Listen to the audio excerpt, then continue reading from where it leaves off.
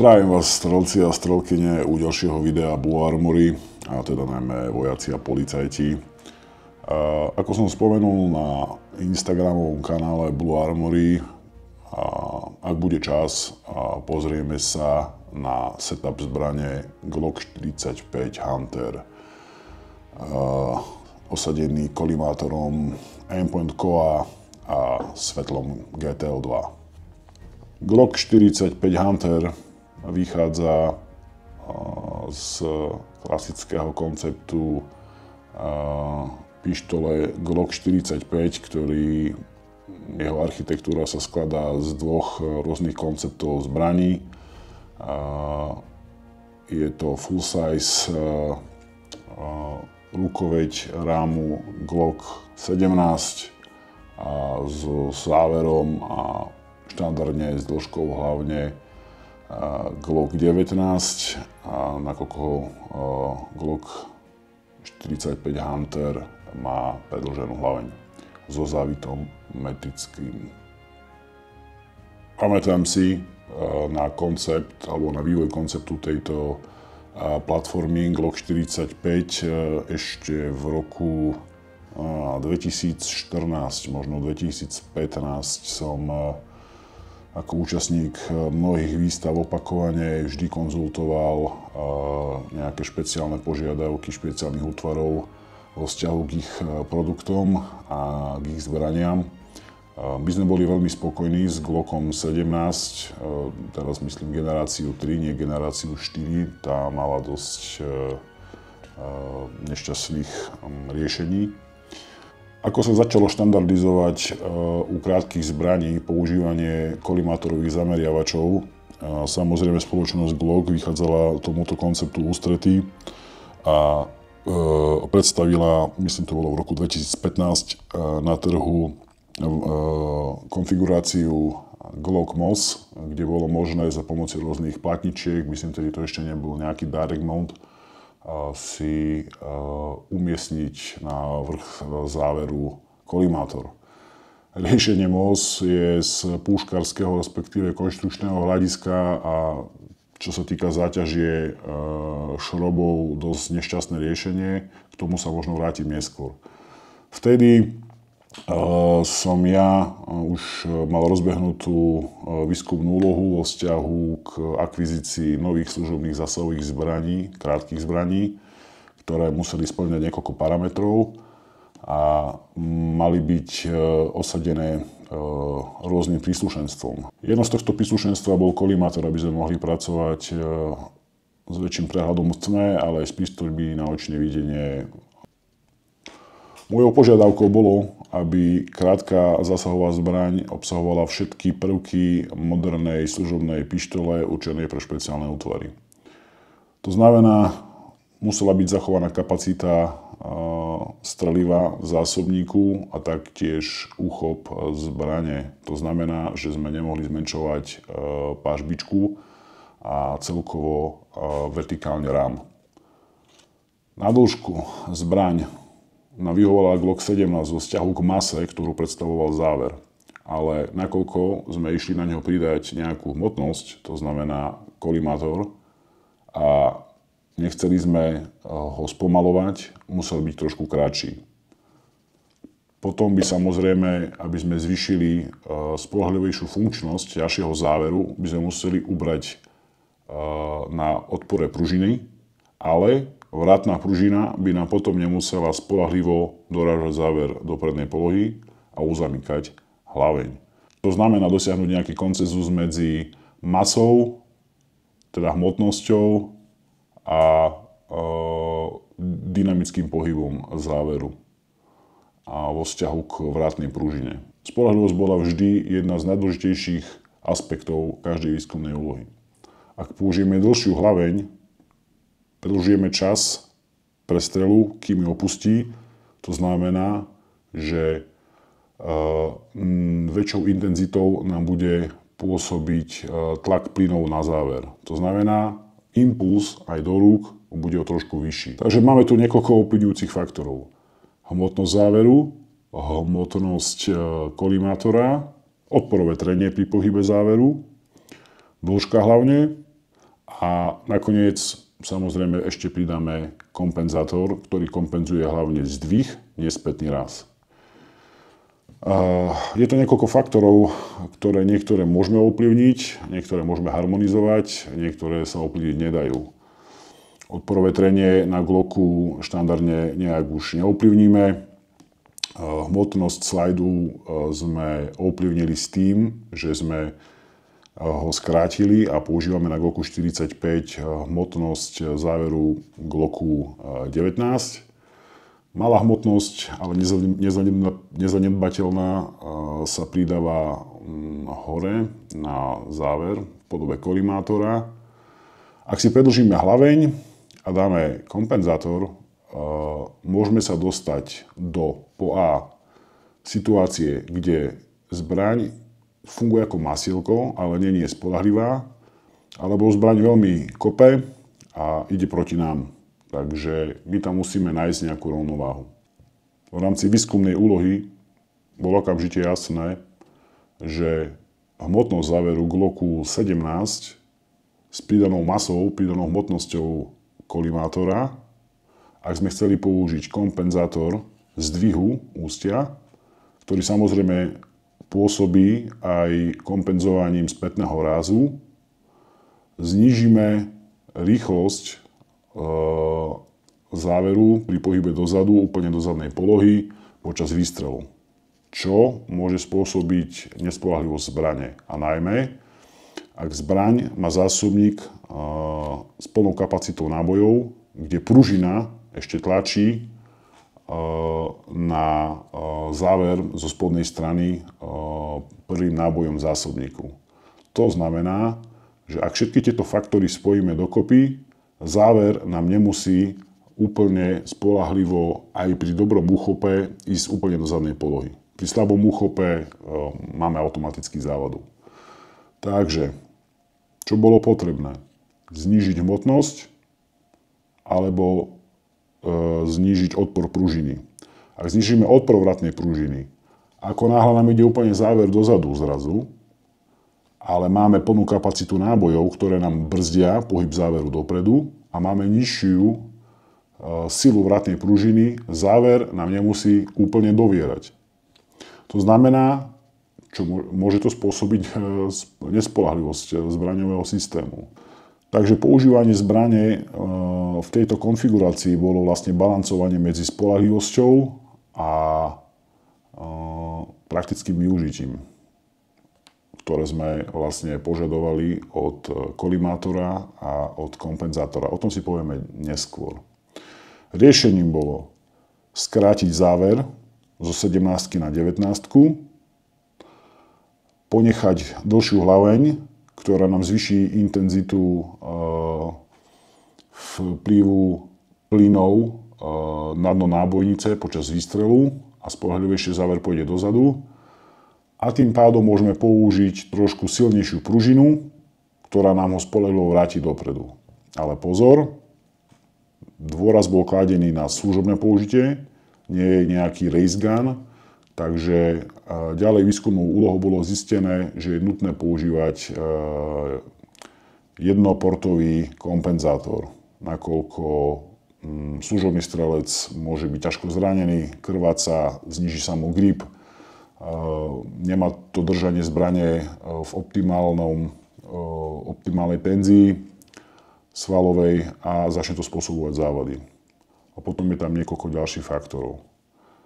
Takže zbraň v konfigurácii Glock 45, ja som im vravel Glocku, nech to nazvú Glock 97, to znamená 19 ako deviatka vrchná časť zbrane a 17 ako sedmička spodná časť zbrane, ale do takého veľkého čísla vraveli, že nepôjdu.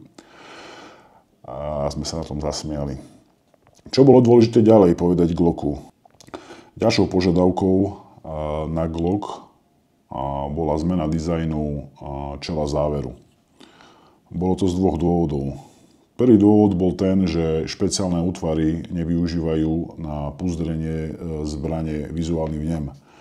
To znamená, tak ako počas tasenia si nepozerajú na zbraň v púzdre, aby ju vedeli rukou nájsť, a vytasiť zbraň, tak logicky nepotrebujú vizuálny vnem na to, aby tú zbraň do púzdra naspäť dali. Pretože oči sa používajú v rámci prerozdelenia pozornosti na dôležitejšie veci. Z tohto dôvodu je trošku vhodnejšie, ako mať rozšírený magvel pri použití, s prístrojmi na nočné videnie a tak ďalej, na väčšiu spoľahlivosť zasúvania zásobníka do šachty, tak takisto vlastne zúžený alebo teda zmena čela záveru z nejakej rovnej plochy na túto zošikmenu napomáha spoľahlivosti počas zapúzdrovania zbrane. Druhým dôvodom bolo to, že krátka služobná zbraň sa využíva aj na vedenie streľby proti unikajúcemu vozidlu z nášho služobného motorového vozidla a v našich podmienkach to nie je bežné vykonávať streľbou cez čelné sklo. To znamená, strelec sa musí so zbraňou vykloniť cez bočné okno a v tom momente je zbraň ovplyvňovaná prudkým nárazom vzduchu na čelo záveru.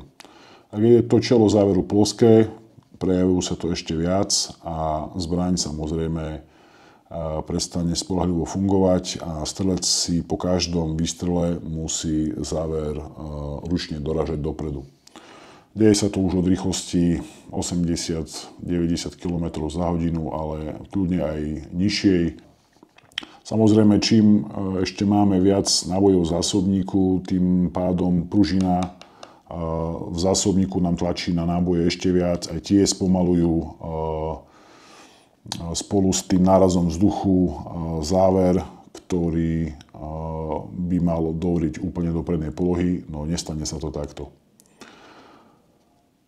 Zmenou dizajnu samozrejme pri tých nižších rýchlostiach bola zbraň spoľahlivejšia. Takže vlastne ten záver si vieme ešte aj chrániť pred prudkým nárazom vzduchu, a to tým, že použijeme hoci aj malinký kompenzátor zdvihu na ústí hlavne, ktorý vlastne vytvára ako keby kryciu nárazovú plochu pre vzduch, ktorý ovplyvňuje činnosť zbrane počas vyšších rýchlostiach jazdy služobným motorovým vozidlom počas vedenia streľby z tejto zbrane. To je jeden z dôvodov, prečo vlastne kompenzátor na krátkej služobnej zbrani má viacero výhod. O nich sa môžeme baviť možno v inom videu, lebo to by malo byť o Glocku 45 Hunter. Takže vráťme sa naspäť k tejto konfigurácii zbrane. Poďme si ju rozobrať tak trošku postupne. Hlaveň Glocku 5. generácie a jej dizajn, hlavne modifikované polygonálne drážkovanie a celkový dizajn vychádza z potrieb kontraktu pre Federálny vyšetrovací úrad v Spojených štátoch. Ten vyžadoval zvýšenú presnosť, ktorú si zadefinoval, a vlastne Glock sa tomu prispôsobil, aby to dosiahol tým, že trošku skrátil freebore na tých hlavniach a určite pomohlo aj to modifikované polygonálne drážkovanie. Hlaveň je to klasická fabrická hlaveň, ktorá ničím nevyniká. Zaujímavé je, nie že zaujímavé, ale Glocky vlastne 5. generácie majú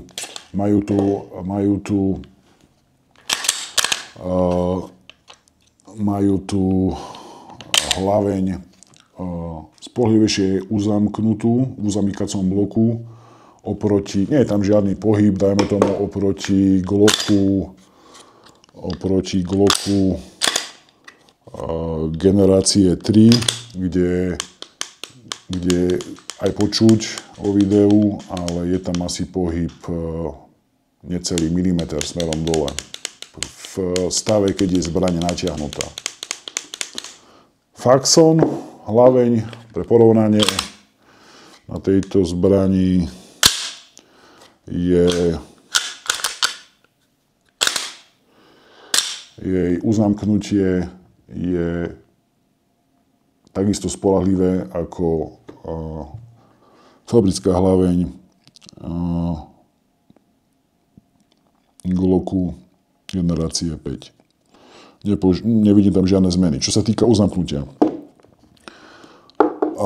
Hlaveň, taktiež by som očakával už malinký progres, a to v tom, že štandardizoval by sa závit, alebo bola by možnosť kúpiť závit fabrické hlavne v Európe s 1,5 28 TPI závitovaním na ústi. Ja keď som si do kontraktu zadefinoval fabrickú hlaveň vyrobenú tunak v Európe s týmto závitom 1,5 28 TPI, tak Glock sa z toho trošku, ako by som to povedal, nebol by nás z toho nadšený. Ale splnili túto požiadavku, čo je super. Nakoľko imperiálne závity nám dávajú viacero možností na trhu vybaviť zbraň, a hlavne služobnú, kompenzátorom atribútov presne takých, aké potrebujeme. Takže taký malý downgrade týchto zbraní, a hlavne v Európe, je to, že keď človek chce mať na zbraní imperiálny závit 1,528, nie metrický, musí investovať do aftermarket hlavne, ako ja tu mám napríklad hlaveň Faxon. Ďalšou časťou tejto zbrane je svietidlo GTL2. Má niekoľko inovatívnych prvkov, má svoje plusy a mínusy. Povedzme si niečo o výkone a svietivosti. My tu na Slovensku, služobní strelci, nežijeme v klimatických podmienkach ako na juhu Talianska alebo v Jordánsku, kde výkyvy v noci, čo sa týka teploty a vlhkosti, nie sú také výrazné ako tu na Slovensku. Najmä na jeseň, na jar a tak ďalej. Ale problémy sa vyskytnú aj v zime. To znamená, ak máme pekný teplý deň, ale v noci máme vlhko a klesne teplota, horúce plyny, ktoré počas výstrelov vznikajú, nám vytvárajú pred strelcom oblak dymu. Ten vytvára fotonickú bariéru pre naše svetlo. Čím je svetlo výkonnejšie a silnejšie, poznáte to, dajme tomu, jazda autom v noci a máme hmlu a zapnete si diaľkové svetlá, tak viete si predstaviť, čo robí vysoký výkon služobného svetla v takýchto podmienkach. A horúci oblak dymu nám vytvorí fotonickú bariéru a vysoký výkon svetelný tok nám nedokáže túto bariéru prekonávať. Z tohto dôvodu je niekedy menej viac. Toto svietidlo má celkom optimálny výkon do našich podmienok. My nepotrebujeme s pištoľou svietiť na 300 metrov a pozitívnu identifikáciu a všetky tieto ďalšie veci si vieme spraviť aj s výkonom, ktorý nám ponúka GTL2. Viem, že keď je batéria už s nižšou kapacitou, tak znižuje sa aj svietivosť, ale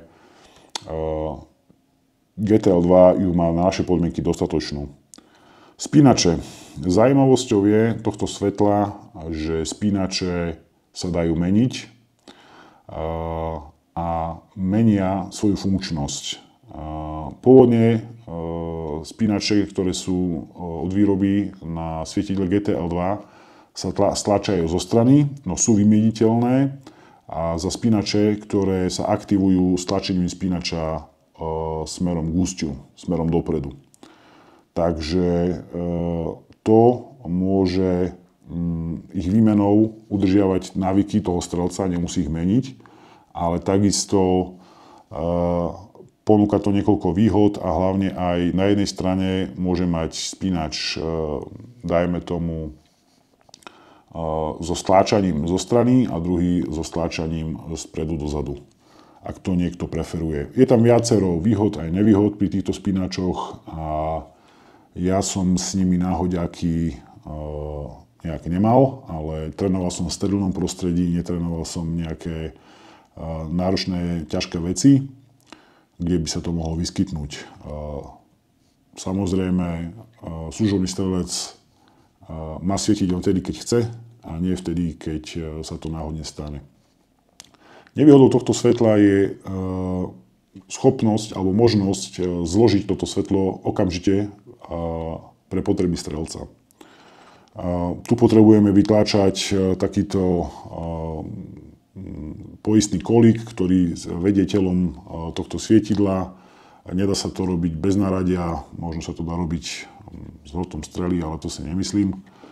A strelec, ktorý zoberiem Glock, dáme na bok, zoberiem strelca, ktorý po rozsvietení alebo po použití akokoľvek zbrane potrebuje svietiť bez svetla na zbraní, vie si ho okamžite dať dole. Je to jedna z základných metodík a foriem výcviku strelcov, kde si vieme proste dať, nahodiť svetlo podľa potreby, alebo ho položiť ako nástrahu, a položiť si ho ako trvalé svietenie na nejakej chodbe. Proste tam je toho veľa, ale Surefire to má vymyslené vynikajúco a ja som s tým nemal za nejakých skoro 17 rokov žiadny problém. S tým, že som s tým svetlom udieral ako v rámci donocovacieho prostriedku a ten spôsob uchytenia na zbrani je fenomenálny a nikdy s ním nebol žiadny problém. Čo svetlo GTL2 nám túto možnosť nedáva a strelec, ak si tu to svietidlo namontuje na zbraň, tam to pre neho končí. Nemôže s tým robiť nič ďalej, je to proste len svietidlo na zbrani a nejak intuitívne ho dávať dole sa nedá.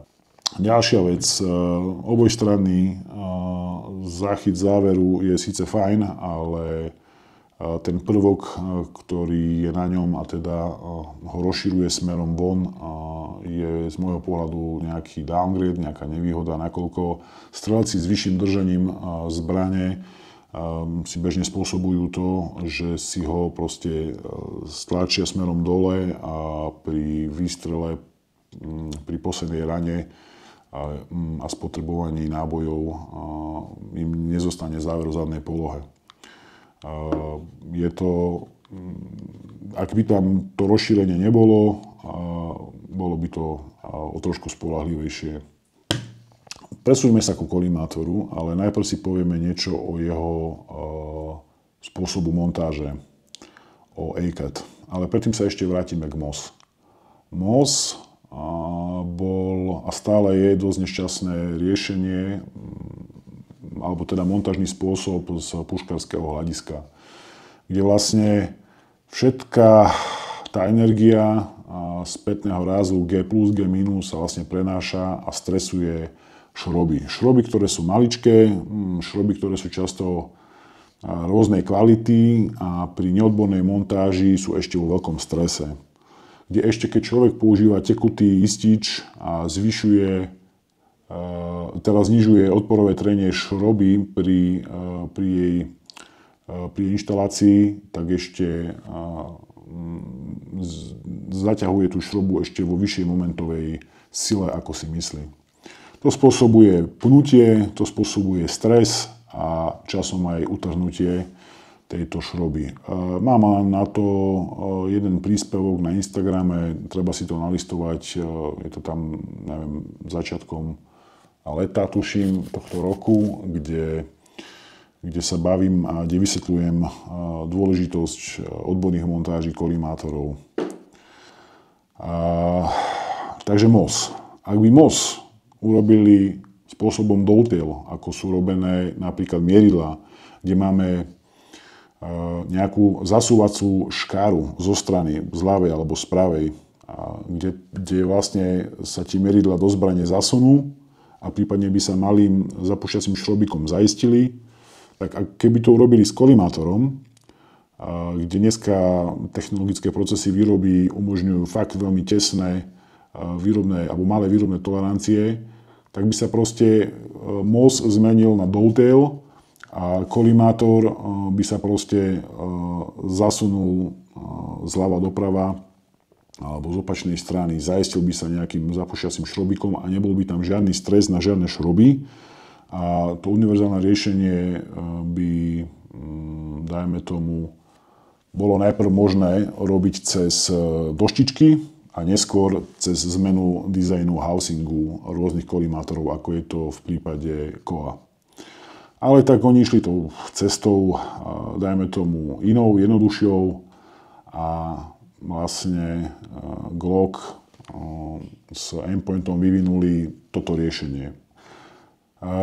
Variabilita tohto riešenia na trhu je nulová zatiaľ.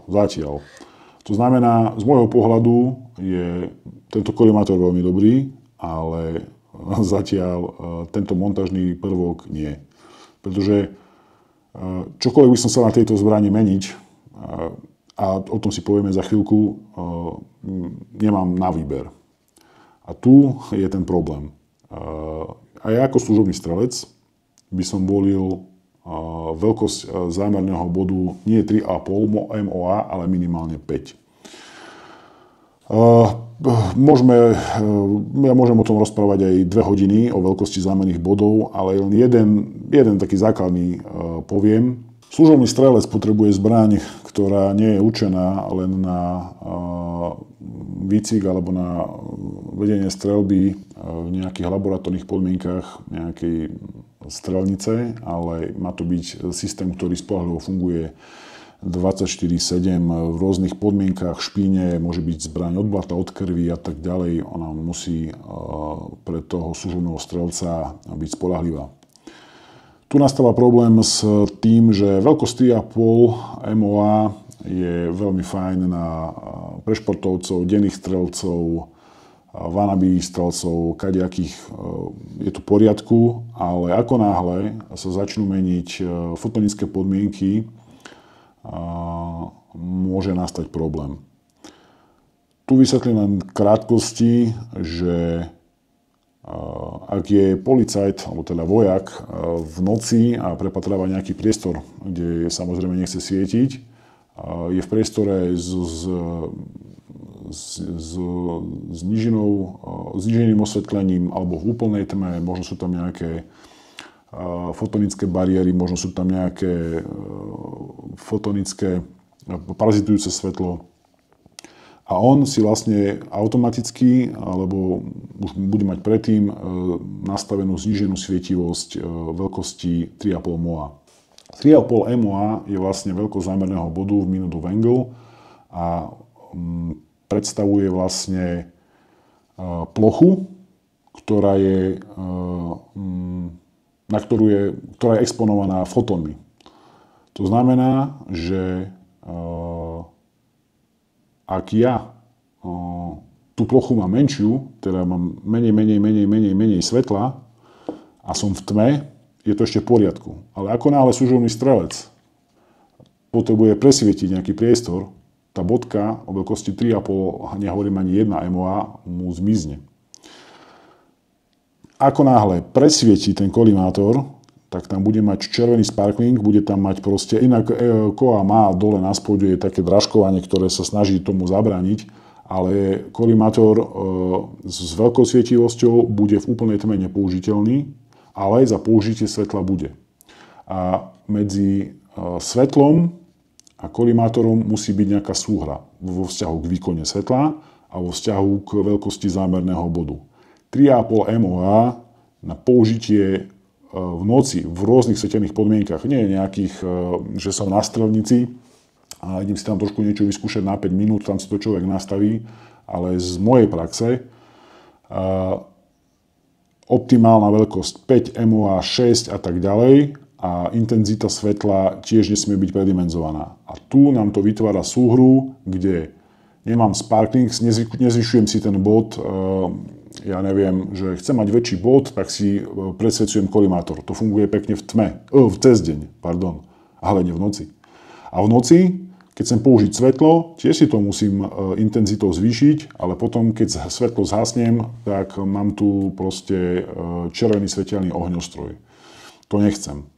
A potom je tam nejaká tá rovnováha, ale tá sa veľmi ťažko hľadá. Ale tá nefunguje vo vzťahu k tomu, že tu mám úplnú tmu, tu mám zasa nejaké malé svetlo, tu zasa ide auto, ktoré mi to nasvietí, nejaké civilné a tak ďalej.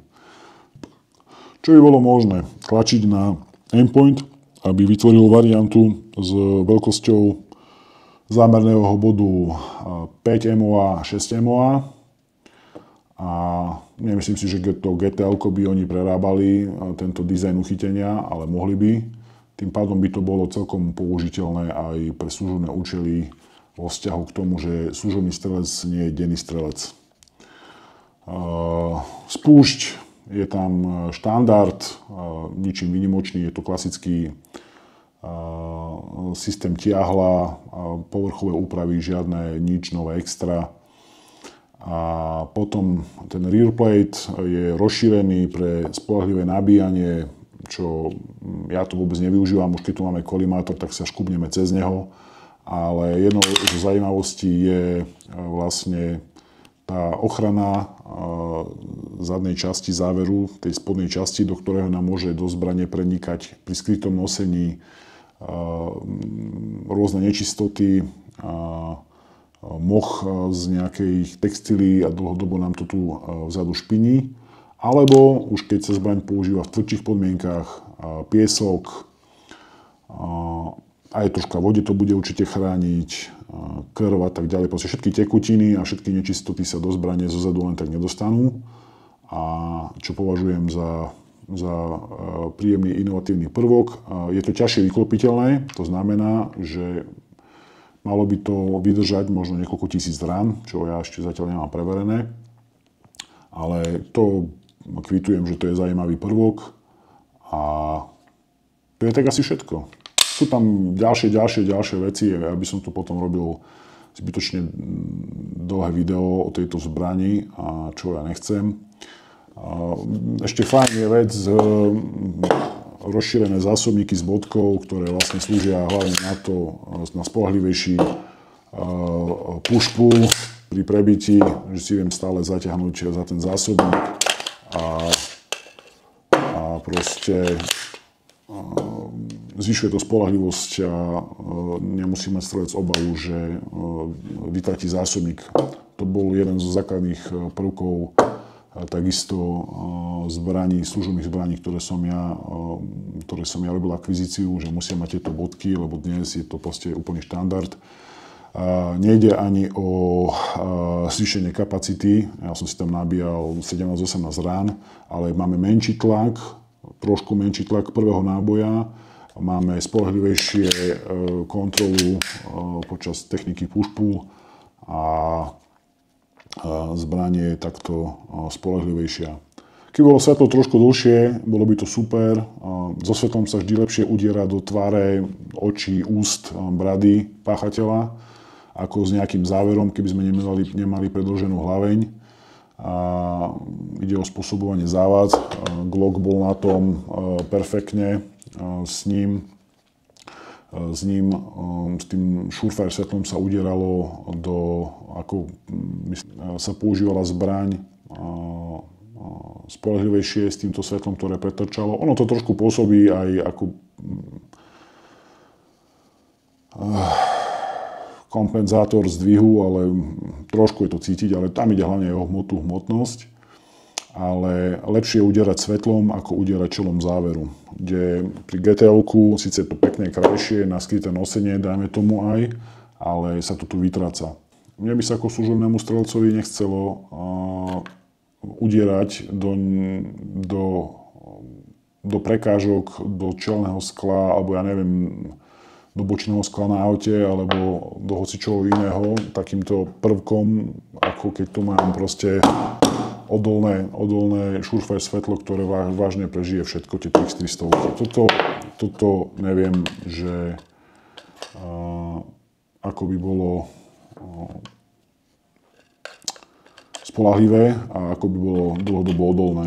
To je ďalší taký malý downgrade. Ako je to rýchlo vymieniteľné, ale súžovný strelec zbraňou udiera a neviem, koľko toto znesie.